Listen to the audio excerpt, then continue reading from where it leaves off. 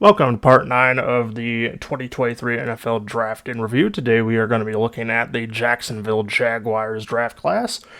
And right from the drop, I've got to say that the Jaguars made an absolutely absurd amount of selections. I think they had like 12 or 13 picks. They actually could have had more than that, as it says over here, that they traded off 6 more selections they could have had in this. Now I don't know how many of these got other picks in this, but obviously it's still impressive for a team to amass this much draft capital in one class. So the first selection up is offensive tackle Anton Harrison, and as far as I know, the Jaguars might have a bit of a problem here. I think someone was either suspended or injured, so this is one of those selections of kind of a fill-in that might end up taking a job. So we'll fire up the video and see how he is.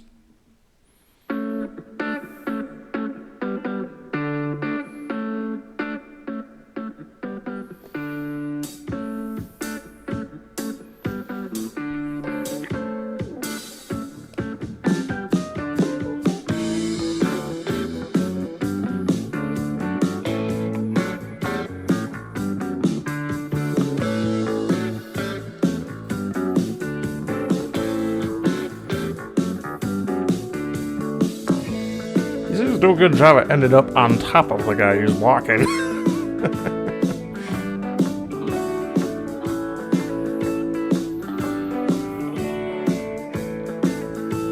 Just doing such a good job pushing guys really out of the play.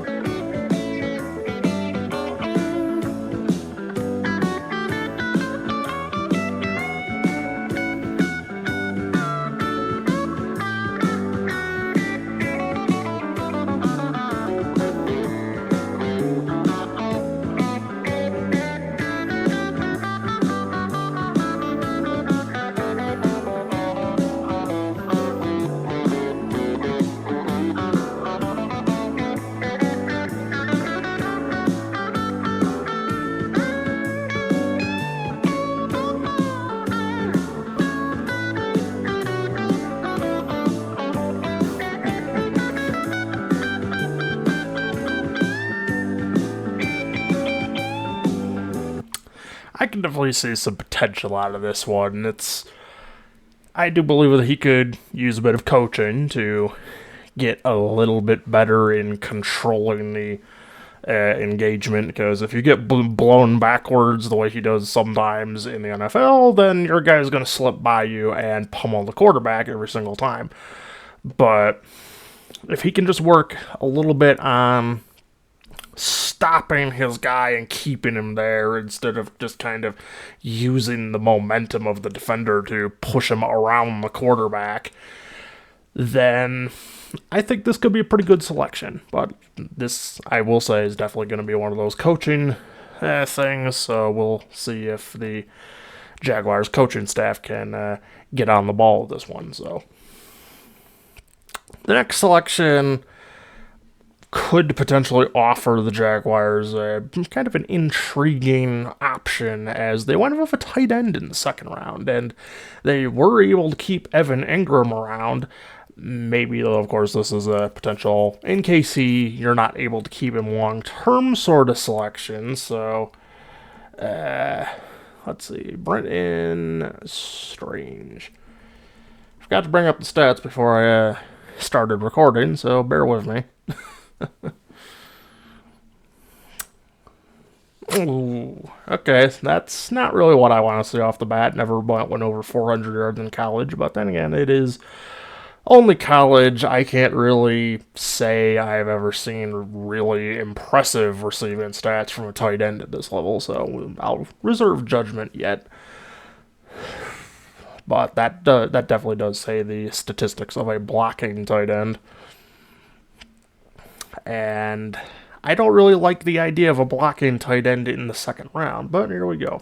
There's the blitz. He steps up and gets away. Clifford is resourceful, isn't he? Here's Strange. And that's Singleton. Clifford. On the money. Directing traffic. Oh, what a nice throw and a great catch by Strange. Still running. Strange down the sideline. Touchdown. Receiver at that point. Clifford finds him, and then what a great run after the catch. I told you that James Franklin has been telling me for 2 years this is a bit. You take it to John Levitt. Clifford across the middle down the seam. It's caught, and they do use it. Yeah, you just, it's tough on everybody to not know. That was a nice delivery from Clifford to his tight end, Brenton Strange, who started to emerge.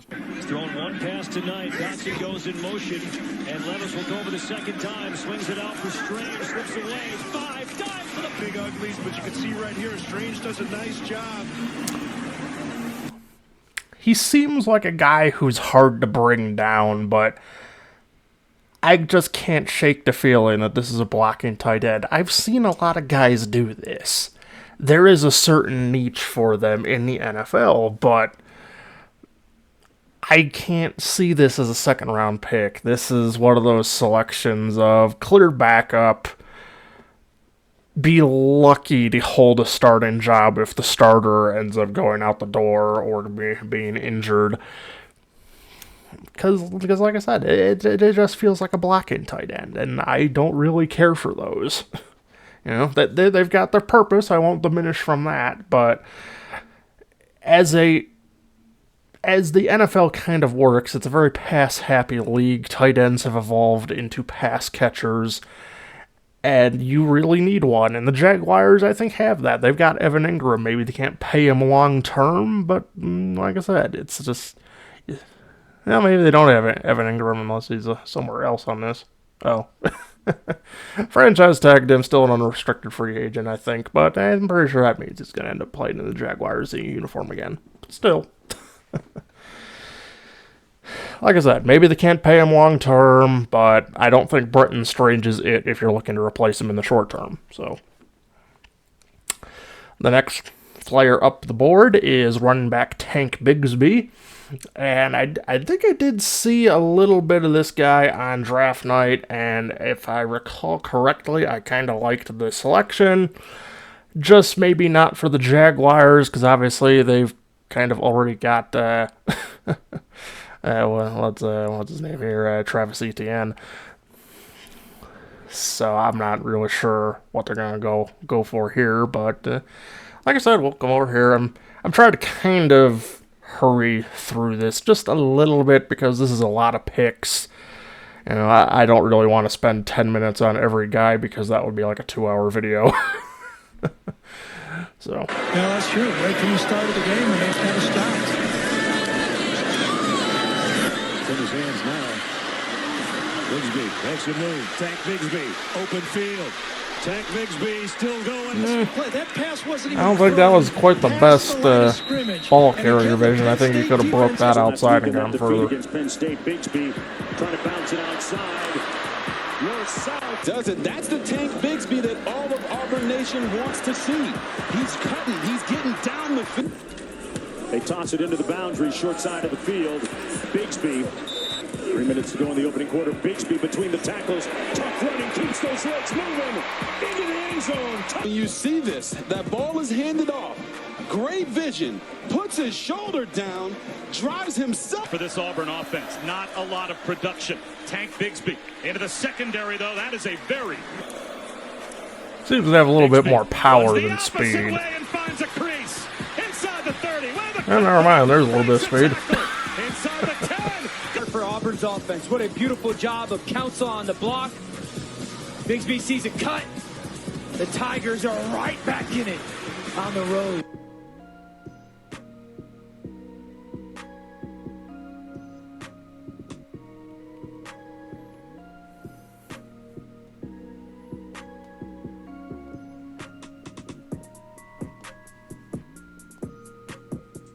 quarters than they were to start this game. Helped out by a 100-yard day as well from Bigsby. He adds to it. Bigsby down the sideline. A huge chunk run here for... Now watch the impact it has. You collapse down this side. This defender comes here, and there's that seam for Tank Bigsby. Great cutback vision. You got lead blockers out front. You force the defense to stretch. Ashford looks right, comes back near side, has Bigsby. There's a first down. Corner. You can't argue with a first down either. Bigsby, big hole. It's a race to the end zone, and nobody will. To the edge, and once he's to the edge, you're not going to catch him from behind. I agree, that is ready for play. And everybody has something different. Fake to Ashford, and Bigsby will keep it. And Bigsby's got a huge hole. Here goes Tank Bigsby, deep into state territory. I could see this guy making a pretty good tandem with Travis Etienne. If he works on his vision of the field a little bit, I think he could, maybe unseat Etienne as the top runner here, but I feel that's a little unlikely given Etienne's relationship with the Jaguars quarterback as they were college teammates. But this could make a very good tandem, and that can make a Jaguars offense that is already going to be freaking lethal this coming season that much better. There's not going to be, I think, that many defensive units that can hang with this Jaguars offense. Because you got to remember, they're getting Kelvin Ridley back. Christian Kirk has finally emerged as a top receiver. Evan Ingram has, well, he emerged as even better than he ever was in his career last season. You've got Brenton Strange for the extra option. You've got some other receivers for extra options there. Now you've got an extra option at running back. You've got so many ways to attack a defense that I don't think there's going to be that many defenses that are talented enough to actually contain all the problems that the Jaguars can offer. So this looks like bleh. This looks like a solid pick. Sometimes I trip over my words a little bit. Start trying to talk too fast. But so, next selection is linebacker Ventrell Miller. And this one did take me, I think, a little bit to really find good videos. So we'll see if this isn't a reach. So, Ventrell Miller, let's see here. So that's low-end inside linebacker stats. As I've said in the past, inside linebackers, I want to see maybe about 10 to 15 more tackles than what that guy put up in his best season. He seems to do well in getting the run stuffing game going, as he has a good amount of tackles for loss, but it doesn't really seem to translate that much into sacks, as he spent the last 2 years in college not getting any.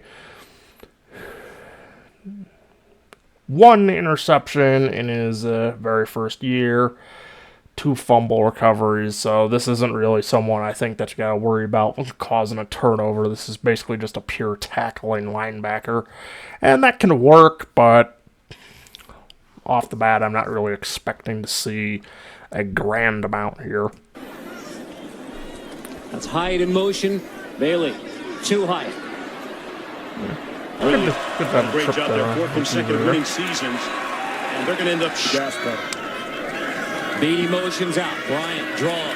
Gators collapse on Bryant.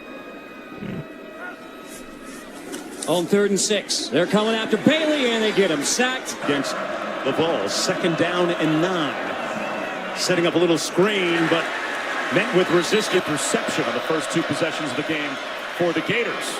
Hand it off to from the 35-yard line. Spiller.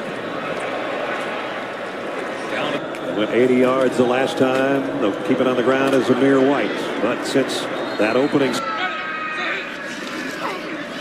Option pitch. Marlowe, nowhere to go. To be the first to do that it's impressive stuff. Out to the outside, screen blown up. Gators rallying to the Education defensively from Florida. Marlowe. About 2 yards. Williams backpedaling, flushed again. Play action. Williams slipped as he sets up, and he will be dropped behind the line. Benwick in the backfield. The toss, he put it on the ground. Fumble, looked like he may have gotten it back. For this Arkansas defense to get off the field without that. Nah. I see this as a backup selection, which ain't bad for a Jaguars defense that isn't rock solid, but is starting to develop into a unit that can at least hold the team enough for the offense to go and win the game. So, getting a backup selection, I think in the 4th round, not that bad, but I don't really expect this to develop into something unless he's one of those ones that doesn't look that great in college and then turns into a phenomenon in the NFL. So, next selection is defensive end Tyler Lacey from Oklahoma State, and gonna be the same channel as the last one as that one. Put up pretty good highlights for you to watch. So another one, not a great amount of value in the pass rush game, which from a defensive end I don't really want to see, but even better in the running game than Miller seemed to be, so there's that at the very least. Like I said, the statistics for a lot of these ones so far, they're not really wowing me. They're not really making me excited to take a look at the player. So let's see what we get. 2-yard line. Here's a handoff. Bijan Robinson met at the line. Spencer, this is a vital drive. Here's the player I'll be looking at. So I mean, they've done virtually nothing in this half. And Bowen has stopped after it.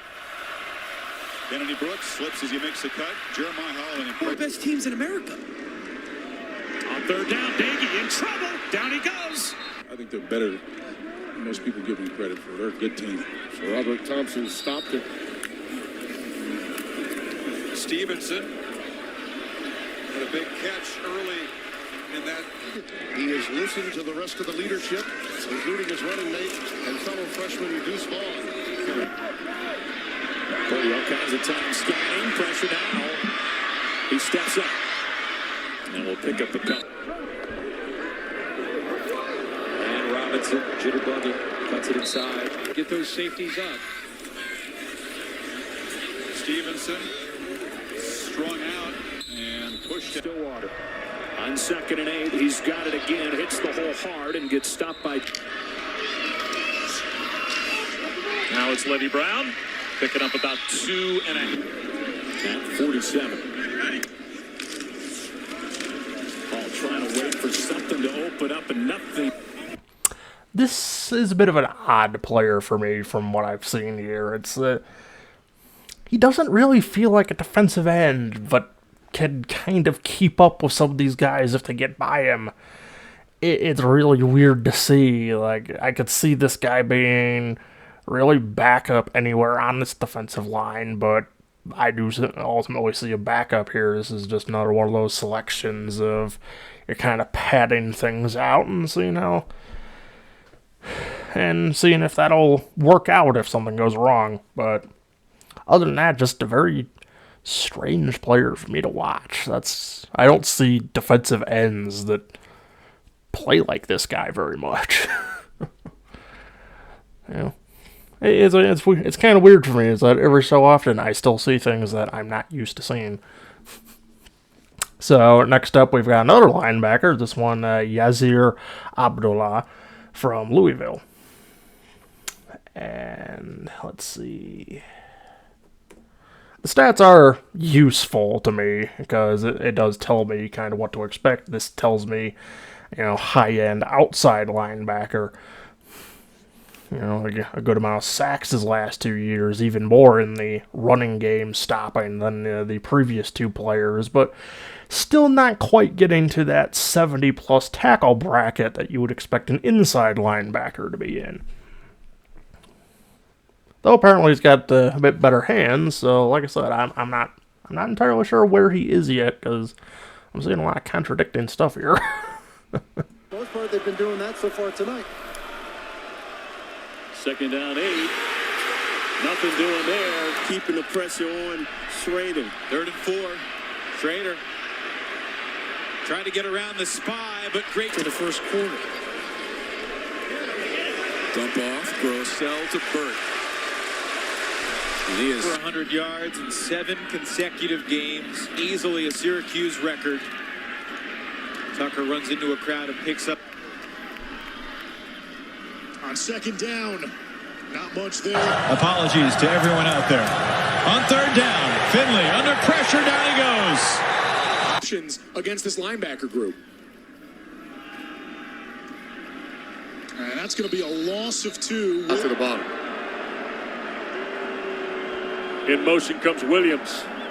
Grossell will be hit and sacked. That left tackle spot. Pickett and sacked and fumbled, but recovered on the play. He has 3 interceptions this season. Person, well, they found him very quickly. Nope.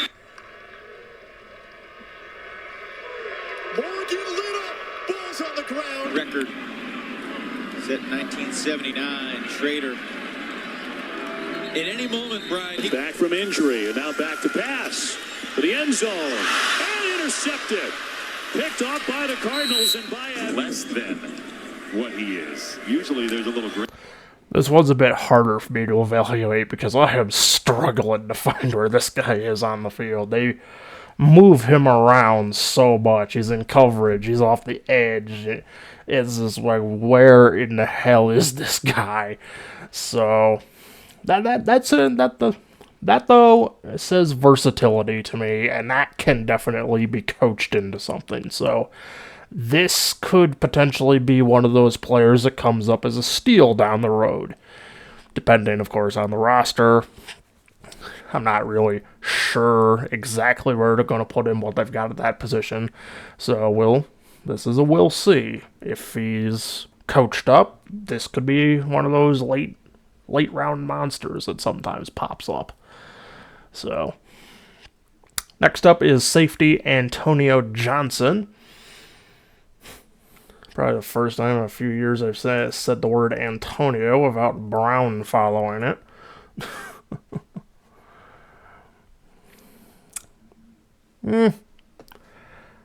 Not quite the statistics I'd like to see out of safety. The tackles are a little low. He doesn't seem to have much utility in terms of any sort of pass rush. Not really involved in turnovers, though sometimes getting on fumbles. But other than that, this looks more like your typical average backup safety on the stat line. So Asher's going to have a design quarterback run, and he is blasted. Antonio Johnson, player tonight. And this is that little quarterback lead, right? 2 lead blockers pull a guard. I would call that blasted. Clemens and all those guys, they accounted for most of their 39 sacks that they had a year ago. Gibbs will jump cut in the hole, but he only got about a yard. A lot of pride in that. And here comes the blitz. Look out! Passes, rocket, decked, and it's fumbled and into the end. Not the last thing, comes off the edge, unblocked. Beautiful hit, does it properly. And then Hanford, scoop, score, touchdown. You get this to the quarterback. You can still deliver big hits in college football, right? Absolutely. And that is technique, well coached by the defensive. After 9/11. Kent State trying to hang tough on first down, trying to set up a screen to Brian Bradley. Out of the gun. He'll throw it again.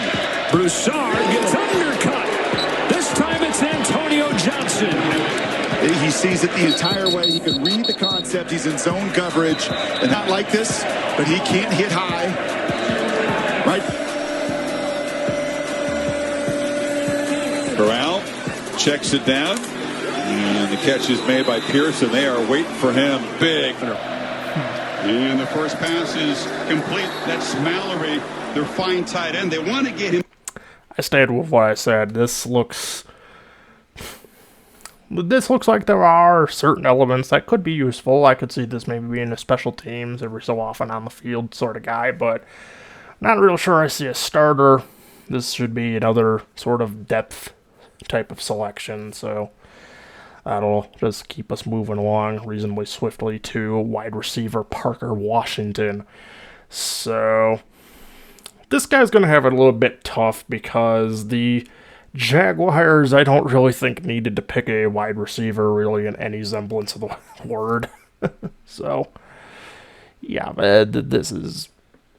that's the stat line of somebody you're taking a flyer on just in case you can beat like your third or fourth guy. So, not expecting much as we come back over here. Higher, but good completion. As for 12 yards, 4 for 46 today for Mitchell Tensley. Here's a throw on the run to Parker Washington. And Washington against Penn State this year. Wide open man down the middle. Parker Washington weaves inside the 30. No game. Fake to Kane on the run. Clifford, nice catch.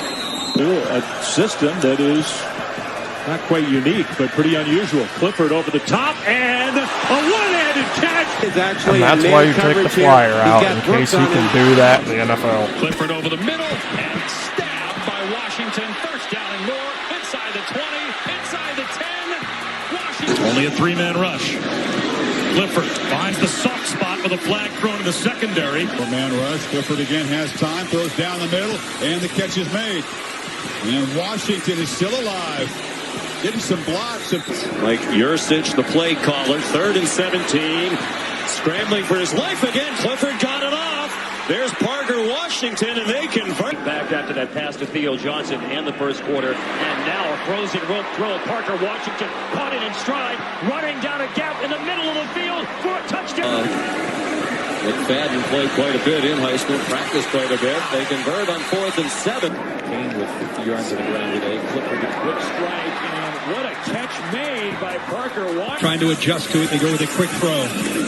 Clifford backpedaling. Avoids the pressure and delivers a throw sliding. It's up by Parker Washington. Clifford again. He's got Washington. Washington with a flag coming down.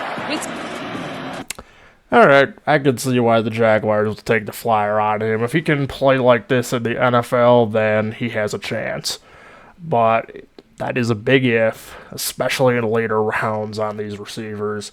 So I see this one's more one of those 80-20 guys of got maybe about that 20-ish% chance of emerging, and not a lot of those guys do. So we'll see where this one goes, but I'm not really expecting to hear this name too much more, especially because the Jaguars got him.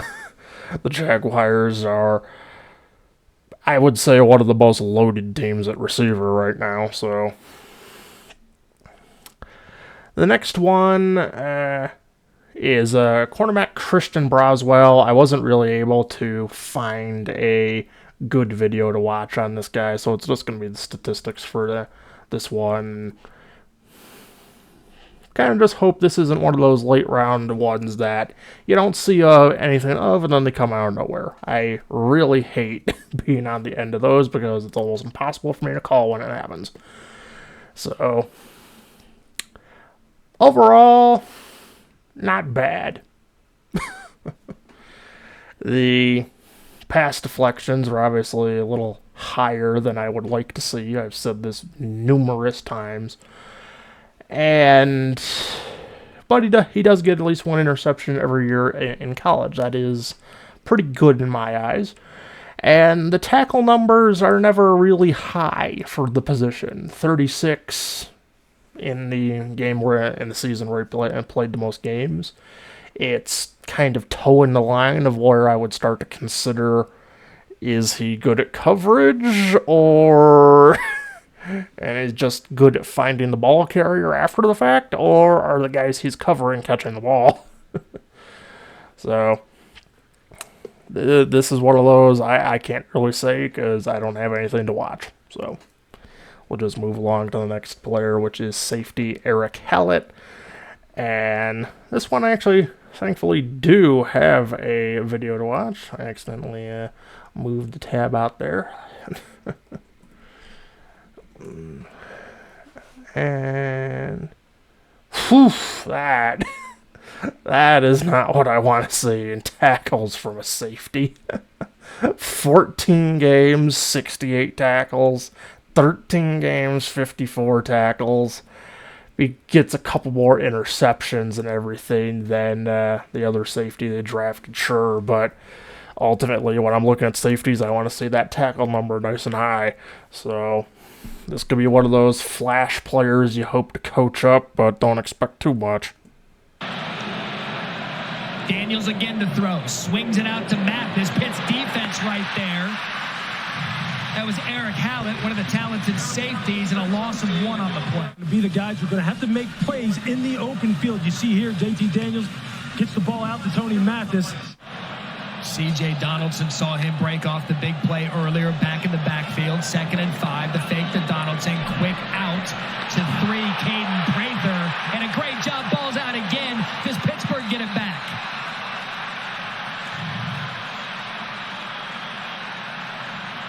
I think they do. They do. The talented safety, Eric Hallett, that comes up with it.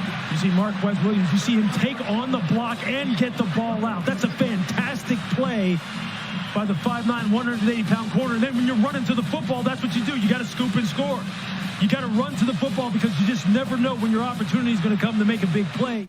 Caught that football. We got 9. Now they hand it to Hyatt in trouble. And taken down by Eric. Good job to get the running back down short there. Salopek has some happy feet. He's going to launch it deep. Looking for Crooms again. It's underthrown and it's intercepted. Picked off by Eric Hallett. And it was the look that Salopek wanted. They brought some pressure, brought 5. They picked it up. And you remember, Clay, in the game last year, Eric Hallett, they went after Hallett, and Hallett made him pay, not last year, but this year. What a fantastic job. And they're going to bring pressure again. Here they come. Salopek throws to the end zone, and it is picked off, intercepted. Eric Hallett, his 2nd interception of the night. Advantage of him, but he comes up with the interception earlier, and now, as Western Michigan is knocking on the door. That's just in case the quarterback not learning his lesson. Interception, gets the ball back to Pitt. Well, like I said, I don't really think too highly of this one already. The tackling just doesn't seem to be there. His hands seem to be a little better, so you might see this guy come on the field for, your obvious Hail Mary type of plays, but beyond that, I don't really see too much here. So that's going to bring us to the last 3 selections. The first of which is offensive guard Cooper Hodges, which is also the final player that we've actually got a video for. And this is more of a general offensive line, one particular game type of highlight reel. So I'm going to go down here and figure out who I'm looking for here first. That is going to be right tackle, playing with tackle. So that is going to be, I think, this guy. Tops, Carolina blue helmets and pants. In motion, it's Christian Wells, and it's a handoff. Falling over on the first play, that ain't good to start. Bryce throws, and it's complete product the 30-yard line here, including the big 3, Corey Sutton, Thomas Hennigan, and Malik Williams. And a tight end got the first catch today. Here on 3rd short, driving his backfield. Pearson shifts to the right side. Here's a handoff. Cam Peoples. He's hit the backfield. Lost his man pretty much immediately. That lost a yard. 2nd down and 11. Bryce looking to throw. Quick strike. I'm just going to check, make sure. Breaks the tackle down the sideline, and he has a first down and a long. Or Cameron Kelly, excuse me, number 9. 27-yard gain. Peoples a run on first down. Man, this guy is not it. In the backfield. Play fake, rolling Rice. Bryce throws. He's got his man, but leads it. App State at their own 48-yard line. Gives to Noel. He breaks the tackle, and he runs for the first down and breaks free down the middle of the field. Splits 2 defenders and dives. First possession, the Mountaineers take it for the 2nd time. Handoff Noel, who had the long touchdown run of 52 yards on the first. We're going to see this stretch play. Hold it right there. You can see those guys. That alleyway gets in there, but the big thing is they want to stretch, and then good blocking there. I've definitely seen enough.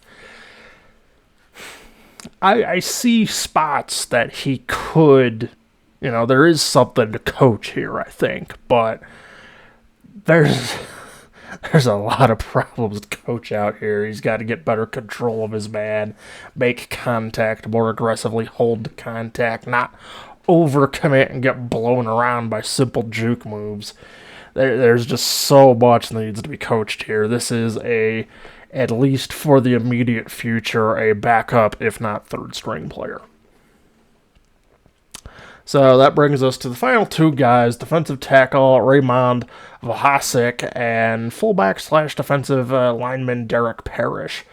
So we'll come over here and bring up the stat lines. Raymond.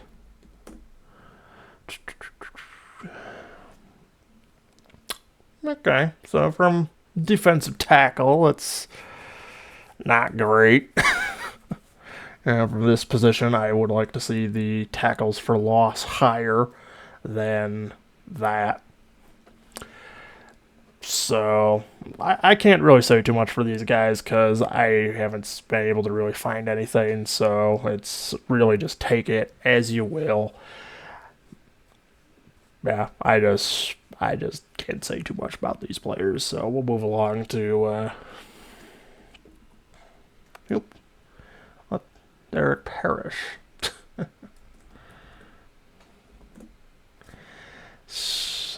I have seen this guy play, but it's mostly on defense. It says they draft him as a fullback. I don't really, know where he's going to be, how he's going to do with that. And really the stat line just kind of puzzles me as why you wouldn't just leave him on defensive line linebacker. Because that looks fine to me. 34.5 tackles for loss, 17.5 sacks over 5 seasons. Most importantly, while not playing the full season, basically any time except for once.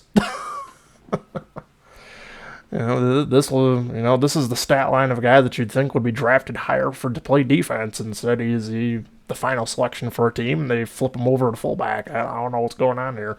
So I don't really expect to see too much of this, so that is going to bring us to the end of this class, and it's kind of just a big blob of meh. And I don't like saying that when there's this many players. If you're going to make me sit through this many picks, then give me something to see, and I don't really see a lot to see. Most of these guys are 7th, 6th rounds of selections, so they're, depth filler for the large part.